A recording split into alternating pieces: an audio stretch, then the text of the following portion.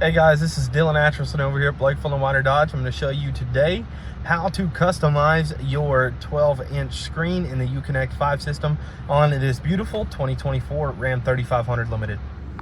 Hey guys, so usually people will be here on the navigation screen or something like that, but what you can actually do is you can go to your home button, and you see I've already customized it a little bit, making it to where they're your shortcuts or your driver heat, driver vent, all that fun stuff right there. But you can actually hit this plus button and you have a plethora of options to choose from your seats, media, all your select the route, stuff like that. Or if you don't want all that mumbo jumbo on there and you only want one thing, you can just hit seats and wheel. Super nice and easy. Or they have tons of options for you guys. You can go and remove widgets, your gauges, which is pretty cool.